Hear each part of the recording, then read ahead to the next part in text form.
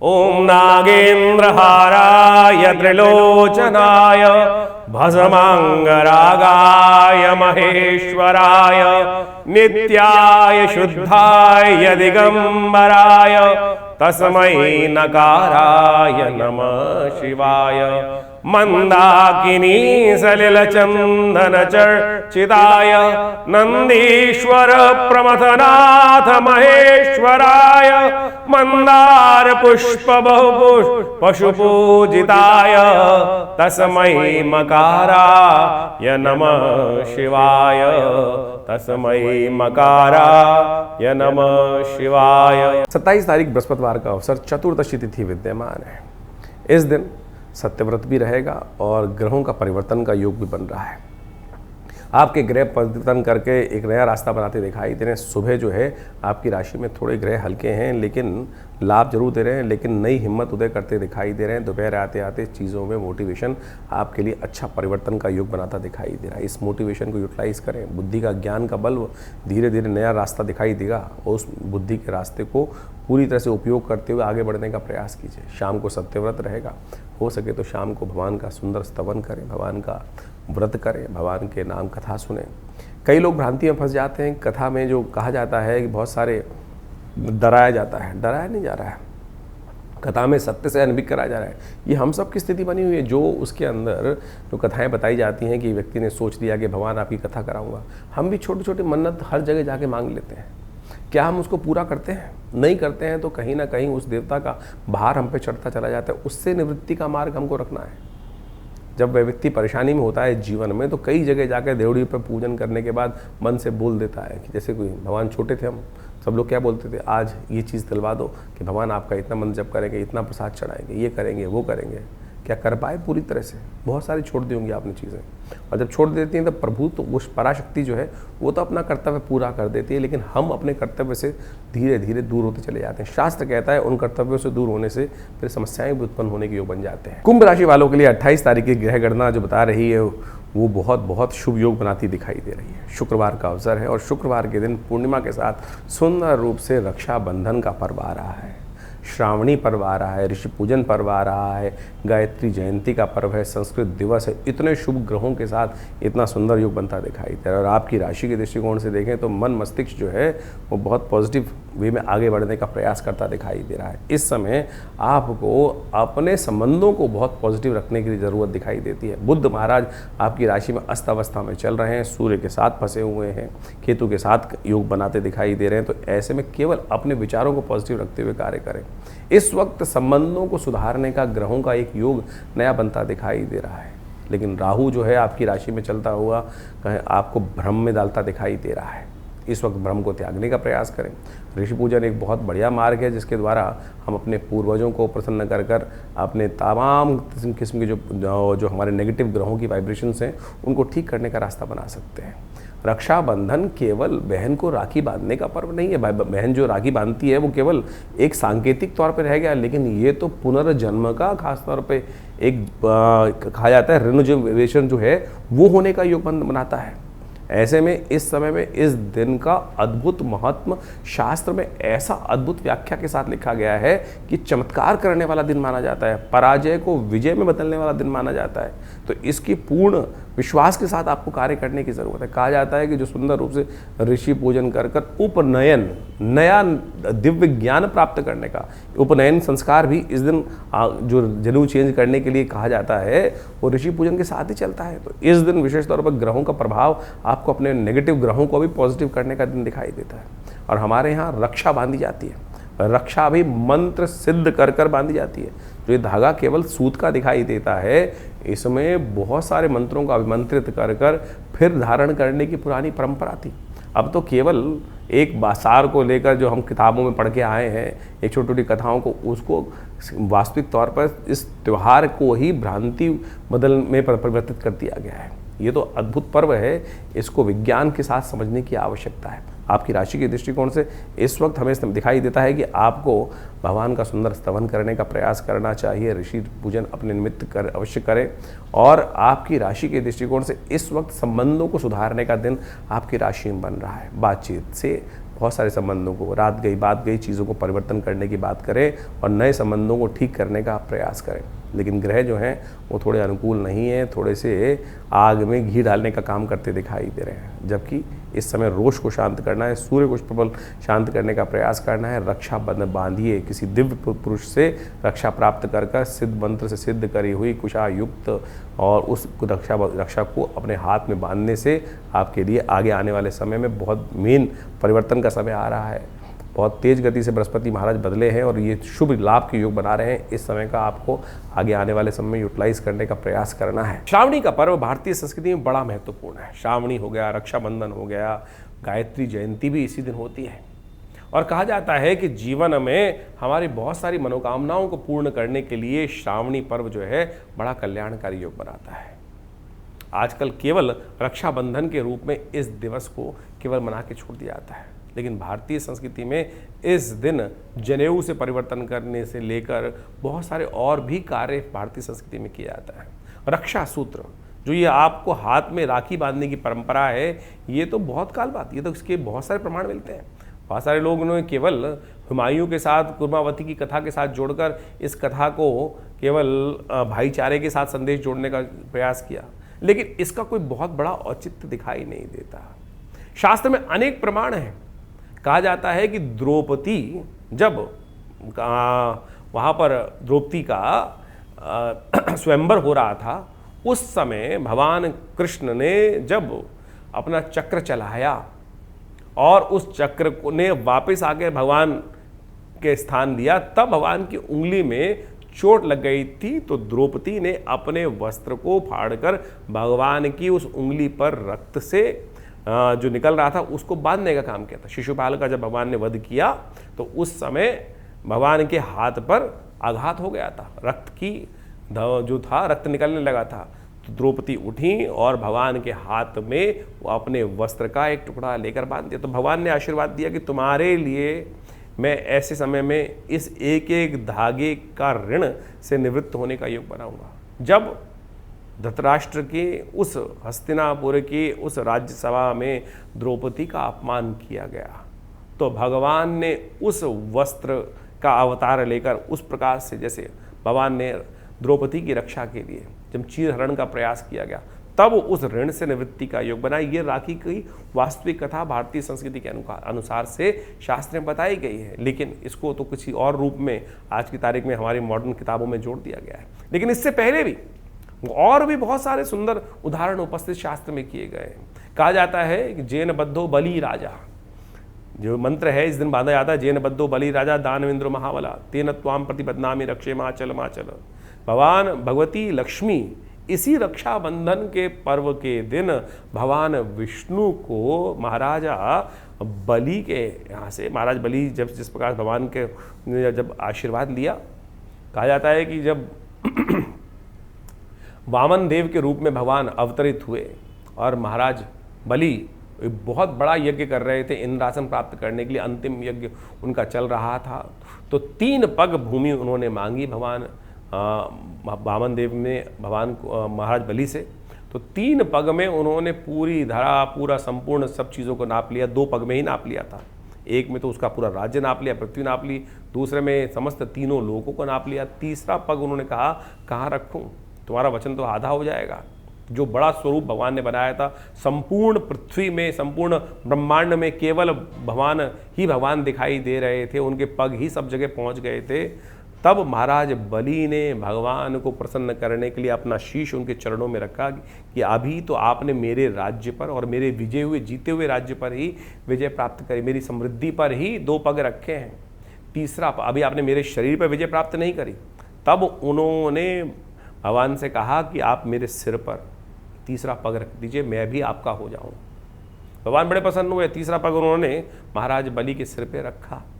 तब कहा जाता है कि भगवान ने प्रसन्न होकर उनसे वरदान मांगा, तो महाराज बलि को उन्होंने, उससे पहले कहा जाता है कि शास्त्र के दृष्टिकोण से उन्होंने जो पाताल लोक था वहाँ का राज्य दे दिया था कि अब क्योंकि तीनों राज्य जो है, तीनों सब बाकी सब जो लोग हैं वो तो भगवान के, पृथ्वी लोक और स्वर्ग आदि लोग जो थे वो तो भगवान को वो जो अपने 2 पग में नाप चुके थे। तो पाताल लोक में जाके राज्य करने को उनको अमरता का वरदान प्राप्त हो गया कि हमारे यहाँ जो शास्त्र में मंत्र आया है अष्ट चिरंजीवी का, अश्वत्थामा बलिर्व्यासो हनुमानश्च विभीषणा, तो महाराज बलि उस दिन से अमर हो गए भगवान के आशीर्वाद से और पाताल में जाके राज्य करने लगे। तब उन्होंने एक आशीर्वाद भगवान से मांगा कि मैं जब भी सुबह प्रातः उठूं तो आपके दर्शन सबसे पहले करूं। तो कहा जाता है भगवान विष्णु उस दिन से महाराजा बलि के द्वारपाल बन गए। द्वारपाल बन गए तो वहाँ क्षीर सागर के अंदर भगवती महालक्ष्मी के साथ वो विराज सकते नहीं थे। तब कहा जाता है महालक्ष्मी ने जाकर महाराज बलि को रक्षा सूत्र बांधा, राखी बांधी और उसके स्वरूप में उसके जब बहन जो है भाई को कुछ रक्षा सूत्र बांधती है तो भाई कुछ देने की परंपरा है। तो महाराज बलि ने पूछा भगवती आपको क्या दूं? तब भगवती वरदान स्वरूप उस जो रिटर्न गिफ्ट जिसको कहा जाता है उस रूप में भगवान को वापस मांग लाई। तो जैन बद्धो बलि राजा दानवेंद्र महाबला, जिसको बांधने से महाराज बलि ने भगवान के ऋण से भी मुक्त हो गए महाराज भगवान। तो ऐसे में इस सुंदर पर्व को हमने उस कथा के साथ तो जोड़ा ही नहीं, समझा ही नहीं, लेकिन आज किताबों में पिछले 70 सालों में हमको केवल कूर्मावती और हुमायूं की कहानी सुनाकर ये कुछ और ही कथा बना दी गई और लोकाचार के तौर पे इस त्यौहार को बना दिया गया। अनादिकाल से इस शास्त्र में हमारे शास्त्रों में इस त्यौहार का वर्णन है। तो आप इस रूप को समझते हुए कार्य करने का प्रयास करें। और एक और कथा शास्त्र में मिलती है, उसको हम सुंदर रूप से आपके समक्ष रखें कि जिसमें जैन बद्धो बलि राजा दानवेंद्र महाबला कि महा इंद्र जो थे एक बार युद्ध में विजय प्राप्त नहीं कर रहे थे। 12 वर्ष से देवासुर संग्राम के अंदर उनका युद्ध चल रहा था। तो कहा जाता है कि महाराज बृहस्पति ने देव ऋषि बृहस्पति ने उस समय देवताओं के समक्ष उपस्थित होकर इंद्राणी से कहा कि तुम व्रत करो, यज्ञ करो और वहाँ से रक्षा तैयार करो और उस रक्षा सूत्र को सिद्ध कर कर महाराज इंद्र को बांधो। ये रक्षा सूत्र इंद्राणी ने इंद्र को बांधी और उसके प्रताप से इंद्र जो थे वो युद्ध में विजय हुए। देवासुर संग्राम के अंदर इंद्र विजय को प्राप्त किए। यदि आपके जीवन में मुकदमे चल रहे हैं, कष्ट चल रहा है, लगातार कोई विजय प्राप्त नहीं हो रही है, तो षोडशोपचार पूजन से सिद्ध करी हुई ये रक्षा आपको बांधनी चाहिए। मुकदमों में विजय प्राप्त करने के लिए, जीवन में विजय प्राप्त करने के लिए इस रक्षाबंधन के अवसर पर सुंदर सिद्ध करी हुई ये रक्षा को बांधने का आप प्रयास करें। देखिएगा विजय युग बनने के योग बनेंगे, कष्ट निवृत्ति का कहीं ना कहीं योग बनेगा। 29 तारीख शनिवार का अवसर, प्रतिपदा तिथि है, सावन खत्म आप होकर भाद्रपद का महीना आरंभ हो रहा है और ग्रह परिवर्तन कर कर आपकी राशि के दृष्टिकोण से आशीर्वाद कर नया योग बनाते दिखाई दे रहे हैं।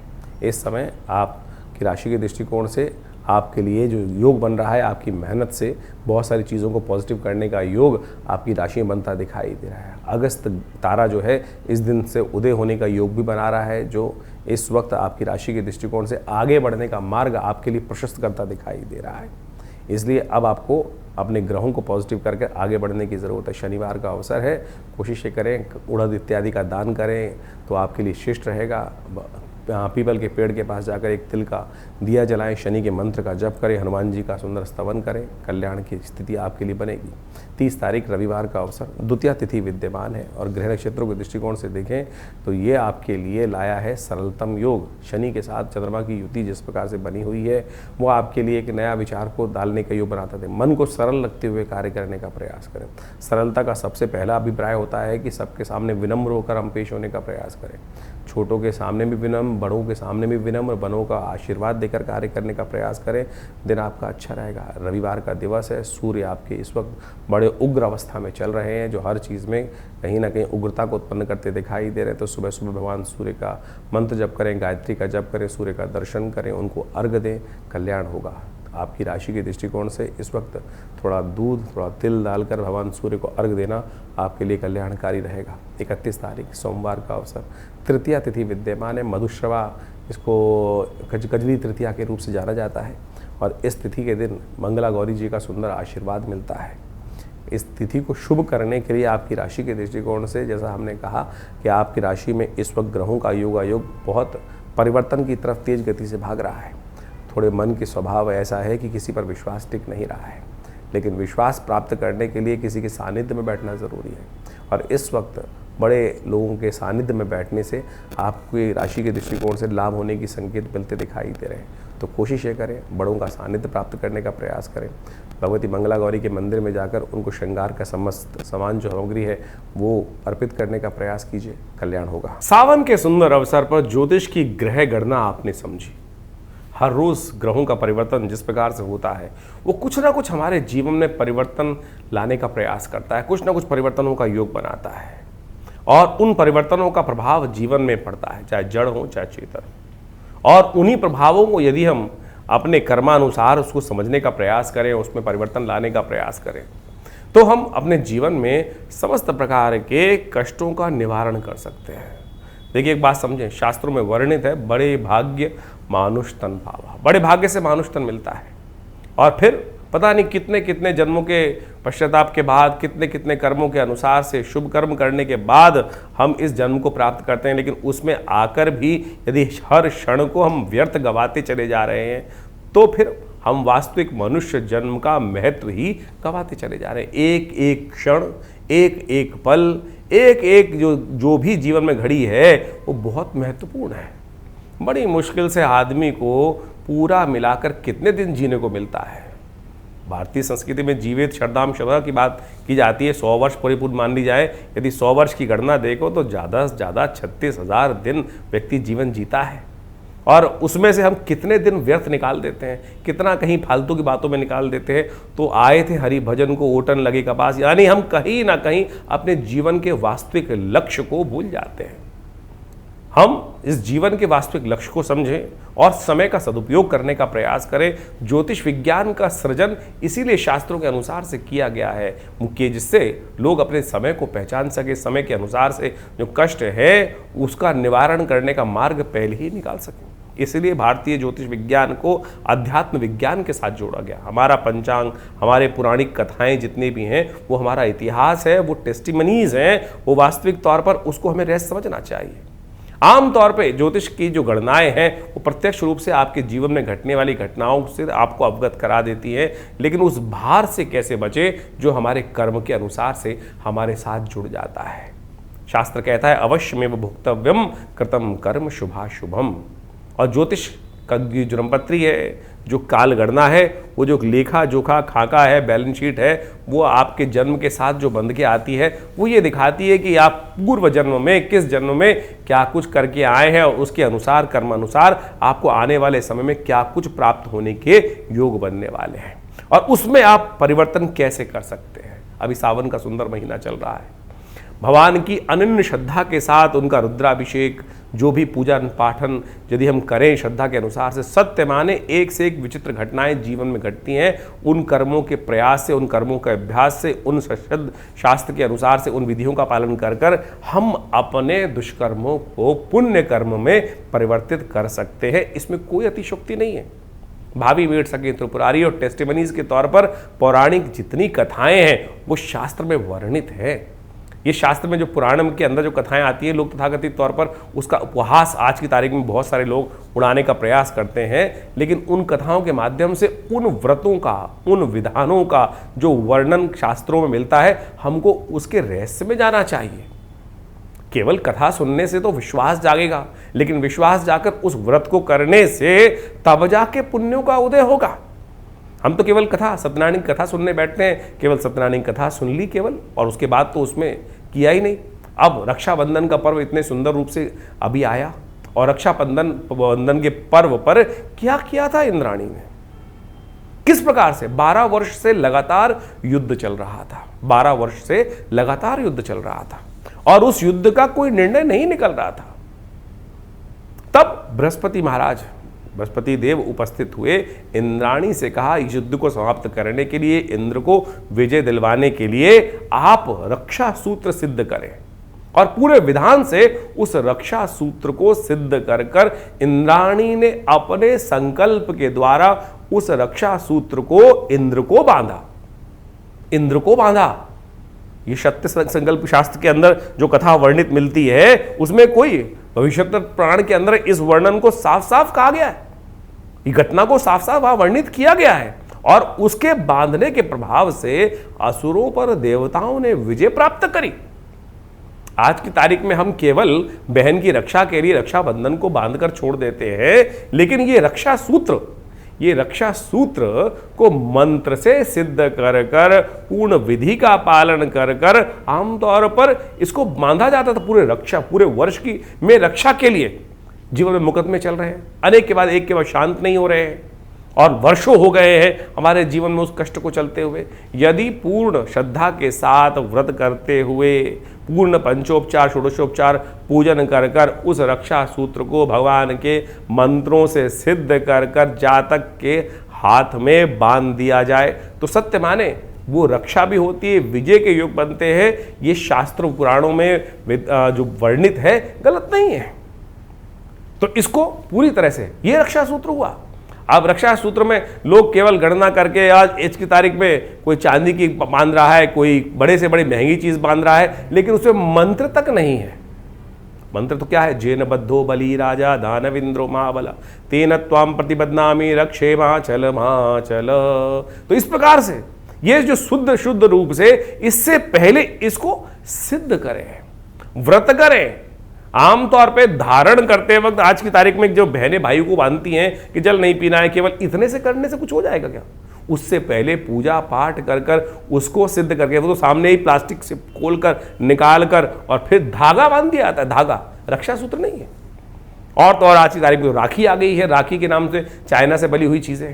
लेकिन शास्त्र में जो वर्णित तरीके हैं रक्षा सूत्र को बांधने से, पुराने व्यवस्था में आज भी बहुत सारे चलते हैं। ब्राह्मण अपने यजमानों को पूरे वर्ष के लिए, राजाओं को, बड़े लोगों को कष्ट से निवारण करने के लिए, जीवन में समस्याओं को दूर करने के लिए उस मंत्र से सिद्ध कर कर उस रेशमी धागे को, जिसके अंदर केसर हो, सुपारी हो, दूर्वा हो, सिंदूर हो, अक्षत हो, इन 5 चीजों का समाविष्ट कर कर उसके साथ में बांध कर वो रक्षा बांधी जाती है, तब जाकर वो कल्याण का योग बनता है। लेकिन अब केवल परंपरा रह गई, लेकिन वो मंत्र का जो चमत्कार था, पूजा विधि का जो चमत्कार था, वो धीरे धीरे लोग, क्योंकि विश्वास नहीं है, पद्धति नहीं है, तो इसलिए उस पद्धति को सही से समझ के करने का प्रयास करेंगे तो बिल्कुल। आज मंदिर में जाते हैं, पंडित जी से कहते हैं रक्षा बांध दीजिए, लेकिन रक्षा बांधने के बाद क्या होता है?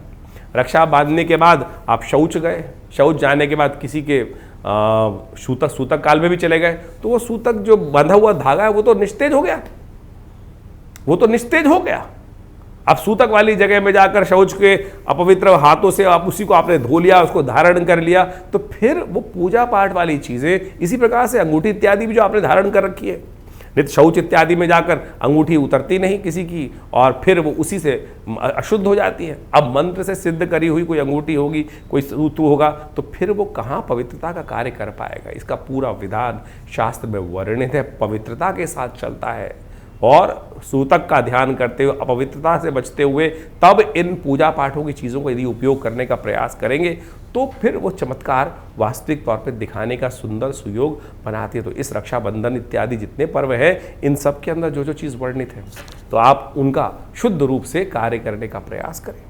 जीवन में अनेक समस्याओं को दूर करने के लिए शास्त्र में अनेक उपाय समय समय पर शास्त्रों में, पुराणों में वर्णित है, उन पर आवश्यकता है सही से शोध करने की। हमने बहुत सारे कार्य इस समय में विवेकानंद योगाश्रम में लगातार इस चैनल के माध्यम से भी आपको अवगत कराते रहते हैं, और बहुत सारी पुस्तकें इन सब चीज़ों में आश्रम की द्वार की तरफ से प्रकाशित की गई है। वो समय समय पर आपको हम दिखाते भी रहते हैं, बहुत सारे मुद्रा विज्ञान पर, बहुत सारे और विषयों पर, जैसे ये क्या, क्यों, कैसे और कब, और इसके साथ ही चमत्कारी योग मुद्राओं के द्वारा कैसे विभिन्न रोग ठीक कर सकते हैं, ये हम आपको कई बार मुद्राओं के माध्यम से बताते हैं। जैसे कान में दर्द है, ये शून्य मुद्रा 3 मिनट करके तो देखिए, कान में होने वाली जो यहाँ तक की जो आवाज़ भी है, टेनाइटिस जैसे रोग भी इस मुद्रा के अभ्यास से ठीक हो जाते हैं। हृदय रोग के लिए ये मृत संजीवनी मुद्रा, किसी को नींद नहीं आती, इंसोम्निया है, स्ट्रेस है, बहुत सारी बीमारी, उसके लिए ज्ञान मुद्रा। ये छोटी छोटी मुद्राओं का अभ्यास यदि आप नित्यपति करें तो इसके ऊपर भी बहुत सारी पुस्तकें बहुत समय से प्रकाशित आश्रम से की जा रही हैं। सपने आते हैं आपको, सपनों के बारे में लोग इतना भयग्रस्त हो जाते हैं कि पता नहीं सपनों में देख लिया तो क्या उसका प्रभाव होगा। कई तो ऐसे फोन आते हैं कि दिन में साहब ऐसा जलता हुआ देख लिया, ऐसा कुछ और देख लिया। दिन में सपनों का क्या औचित्य भी है कोई?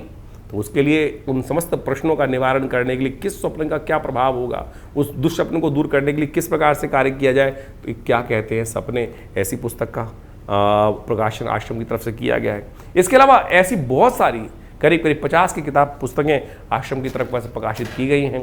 पूरा हॉस्पिटल है जो योग, प्राकृतिक चिकित्सा, आयुर्वेद के क्षेत्र में कार्य कर रहा है। नित्य प्रति आश्रम पे 8 घंटे यज्ञ चलता है।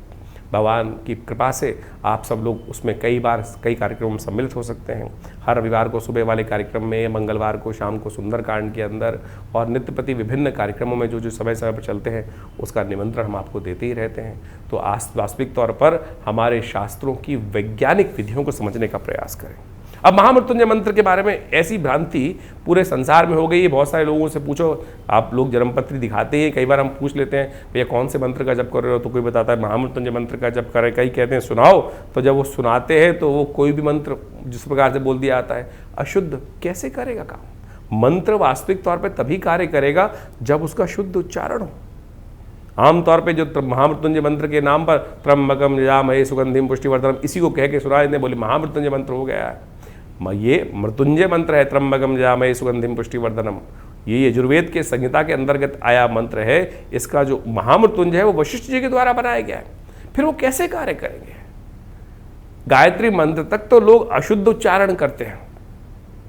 मंत्र का उच्चारण, जिह्वा का व्यापार जब तक शुद्ध नहीं होगा, सही नहीं होगा, विधि का पालन नहीं होगा, तब तक ये मंत्र अपना चमत्कार कैसे दिखाएंगे? कोशिशें करें इन समस्त विधियों को सही से समझें और पवित्रता का ध्यान रखें।